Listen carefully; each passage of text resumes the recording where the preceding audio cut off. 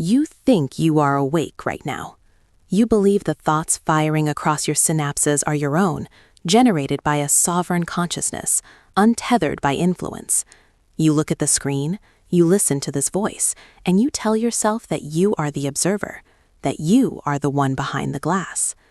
But consider the rat in the maze. Does the rat know it is in a maze, or does it simply think the world is made of corridors? The most dangerous cage is not the one with iron bars. It is the one that looks like an open field. It is the prison that convinces you that you have already escaped. There is a pathology in the human mind that craves a secret. We are desperate to be the initiated, the chosen, the 1% who sees the code while the sheep graze on the grass. We treat skepticism like a religion. We arm ourselves with cynicism and call it wisdom. But what if that cynicism was designed? What if the rebellion was manufactured by the very machine you are trying to destroy? Imagine a system so perfect, so all-encompassing, that it accounts for the people who hate it. It doesn't just tolerate resistance, it requires it. It feeds on it. This is the autopsy of a cultural delusion. This is the dissection of the red pill. Most of you know the story. It has become the founding myth of the modern internet age. 1999, a hacker named Neo is offered a binary choice: a blue pill to remain in the comfortable, sedated dream of the Matrix, a red pill to wake up to the desert of the real, to see the truth, to become free. For 25 years, millions of men and women have adopted this metaphor. They claim to have taken the red pill. They view themselves as the awakened few in a world of sleeping automatons. They look at society, politics, dating, economics, and they sneer. They believe they have exited the simulation, but they missed the point. They missed the punchline. If you analyze the psychology of the Wachowskis film, and more importantly, the philosophy of Jean Baudrillard that inspired it, you realize a horrifying truth. The red pill does not take you out of the Matrix. The red pill is part of the Matrix. The rebellion is a subroutine. The escape is a trap. The sensation of waking up is just another layer of the dream. Let us begin the descent. To understand the lie, we must first understand the architecture of control. The human mind creates reality through 3 distinct filters: deletion, distortion, and generalization. We cannot process the raw data of the universe. It is too loud, too bright, too chaotic. So we reduce it. We simplify it. We create a map. But the map is not the territory. In the film, Neo hides his illegal software inside a hollowed-out book. The book is titled Simulacra and Simulation by Jean Baudrillard. This is not a prop, it is the skeleton key. Baudrillard's central thesis is that we have lost contact with reality entirely. We live in a world where signs and symbols have replaced the things they represent.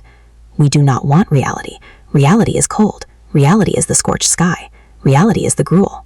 We want the simulation. But here is the paradox that breaks the mind. If the simulation is perfect, how do you keep the subjects from going insane? The human psyche rejects perfection.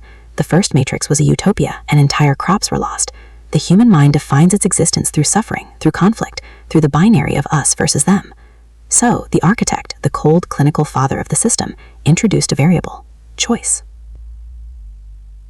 Or rather, the illusion of choice. 99% of subjects accept the program if they are given a choice, even if they are only aware of it on a near unconscious level. But what about the 1%? What about the deviants, the skeptics, the paranoid minds who feel the splinter in their mind? You cannot simply kill them. If you kill them, you create martyrs, you create instability. Instead, you give them a sandbox. You build a containment facility for the rebels. You call it Zion. You give them a narrative of heroism. You give them leather trenches and sunglasses. You let them believe they are fighting a war. You let them feel superior to the blue pills still plugged into the power plant. This is the psychological brilliance of the system. It creates a controlled opposition. By identifying as red-pilled, the subject feels a rush of dopamine. They feel agency. They feel powerful. They channel their dissatisfaction into a crusade against the system. But where does that energy go? It loops back into the system. The war is the battery. The resistance is the engine. Think about the psychology of the modern red pill movement. It is defined by 3 traits: hostility, superiority, and obsession. Hostility towards the normies, the sleepers, the sheep. Superiority derived from possessing forbidden knowledge. Obsession with the mechanics of the system they claim to hate. This is not freedom. This is fixation. A prisoner who spends every waking hour obsessing over the warden, studying the bricks, and hating the guards is still a prisoner. In fact, he is the most attentive prisoner in the jail. He is more engaged with the prison than the man sleeping in his cell. The red pill sells you the fantasy that knowing the truth makes you free. Psychology tells us otherwise. Knowing the truth often makes you paralyzed. It creates cognitive dissonance. You see the strings, but you cannot cut them. So you become bitter. You become the cipher. Let's look at Cipher, the traitor, the man who regrets taking the red pill. He sits in a restaurant with an agent of the machine. He cuts into a steak. He knows the steak doesn't exist. He knows the flavor is merely electrical signals interpreted by his brain. And he does not care. Ignorance is bliss, he says. We vilify Cipher. We call him a coward. But clinically, he is the only one who understands the horror of the situation. He realizes that the desert of the real is unlivable. The red pill offered him nothing but misery and a cold ship and bad food. The truth had no utility. This brings us to the concept of the phantom loop. When an amputee loses a limb, the brain still sends signals to the missing hand. It clenches a fist that isn't there. It feels pain in fingers that have turned to ash. The red pill is a phantom loop. It convinces you that you have agency in a world where agency is statistically impossible.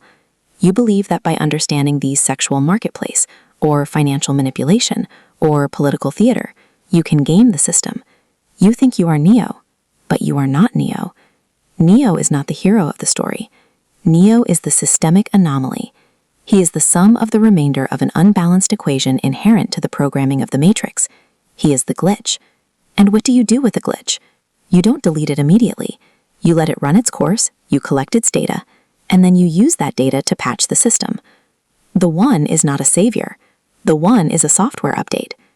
Every time the anomaly appears, he leads the resistance, he fights the war, and eventually he returns to the source. He disseminates his code, the Matrix reloads, Zion is destroyed, the cycle begins again. The resistance is part of the maintenance cycle. Apply this to your own life. Apply this to the red pill ideologies you consume online. They tell you to wake up.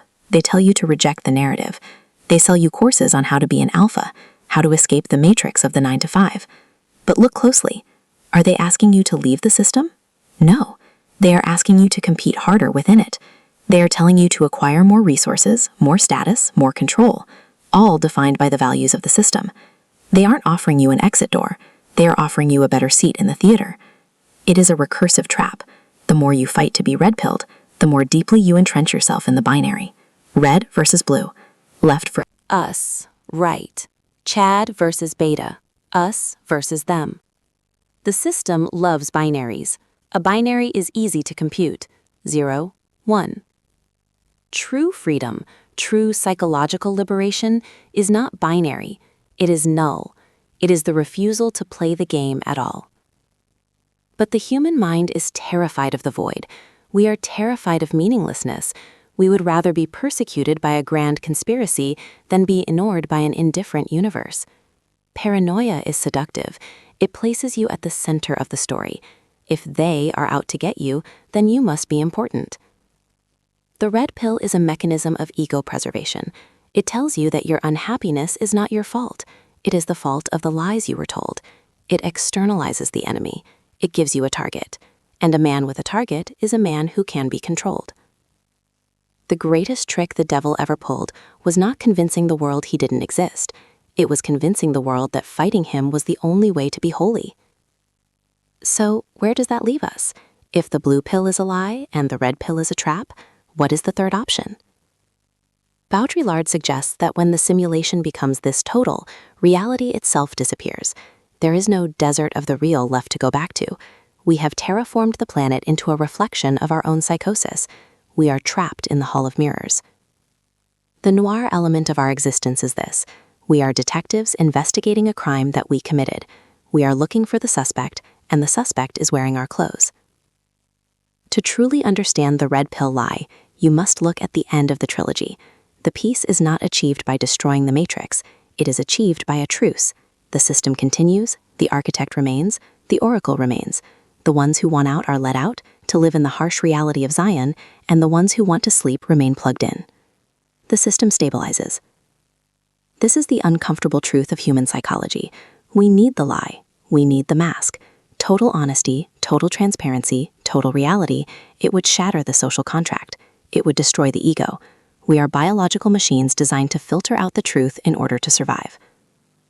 The red pill influencers are selling you a product that creates a defect. They are making you hyper-aware of the cage, which only serves to make the cage more miserable. They are not giving you the key. They are just turning up the lights so you can see the dirt on the floor. There is a concept in psychoanalysis called aberration, the reliving of an experience to purge it of its emotional excesses. The red pill is a failed aberration. It is a scream that makes no sound. You listen to the podcasts, you read the forums, you nod your head in agreement as they deconstruct the lies of society. You feel that surge of intellectual superiority. I know, I see. But then you turn off the screen, and you are still in the room. You still have to go to work, you still have to pay the rent, you still crave connection. The red pill didn't change the world. It just changed the color of the lens you view it through. It tinted the world red, the color of danger, the color of anger, the color of blood. Perhaps the true awakening is not a pill at all. Perhaps it is the realization that there is no spoon. That line is quoted endlessly, but rarely understood. There is no spoon. It means the object of your focus, the external problem, the system, the woman, the job, the government, is a projection. The problem is not out there. The bending is not happening to the metal. The bending is happening in your mind. The red pill focuses entirely on the spoon. It obsesses over the spoon. It measures the spoon. It hates the spoon. To transcend the matrix, the real psychological matrix of social conditioning and biological imperatives, you must stop trying to bend the world to your will. You must stop trying to game the simulation. The only way to win is to stop playing. But you won't. I won't, because the silence of not playing is deafening. We prefer the noise of the game. We prefer the drama of the red pill. We prefer the beautiful, tragic lie that we are warriors in a secret war, rather than biological batteries slowly decaying in a pod. The ultimate irony of the Matrix is not that humans are used as a power source. It is that humans willingly provide the power, because the alternative is to face the void alone. So take your pill, swallow it down, tell yourself you are awake, tell yourself you are free. But ask yourself one question in the dark, when the screen is off and the silence presses against your eardrums. If you are really awake, why are you still dreaming of the enemy?